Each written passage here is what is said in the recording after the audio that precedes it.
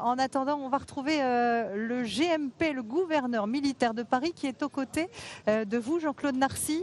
C'est le chef d'orchestre de ce 14 juillet. Oui, Anne-Claire.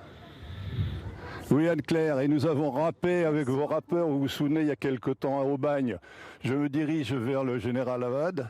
Mon général, vous êtes donc le maître d'œuvre aujourd'hui du 14 juillet. Derrière nous, il y a l'endroit où vous recevez les familles et les morts, les familles des morts, et où vous rendez hommage à ces morts ici. C'est l'une de vos fonctions les plus émouvantes, je crois. Tout à fait, peut-être une des moins connues, mais les plus fortes sur le plan émotionnel.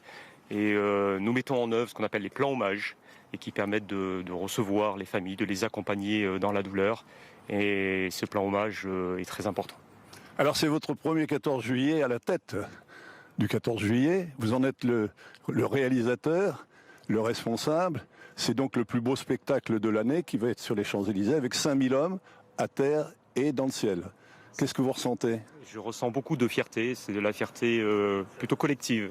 Parce que c'est vraiment un travail d'équipe qui a été préparé de longue haleine et qui est très minutieux. Et je mesure depuis la présence des 5000 défilants à Paris combien les gens sont motivés. Alors gagner l'avenir, c'est le thème que vous avez choisi pour ce défilé. Quelle en est l'explication ? Alors gagner l'avenir, c'est lié au contexte et à l'ambition de la France de sortir grandi, plus fort, uni de cette crise sanitaire. Et puis pour les armées, c'est un terme très fort qui veut dire finalement être capable demain de gagner les combats de haute intensité en étant équipés par du matériel de très haute technologie. 2 mots sur la pandémie. Vos soldats sont tous vaccinés, rassurez-nous. Oui, tout à fait. On a pris 2 mesures très simples, très efficaces depuis une semaine. C'est vaccination très massive.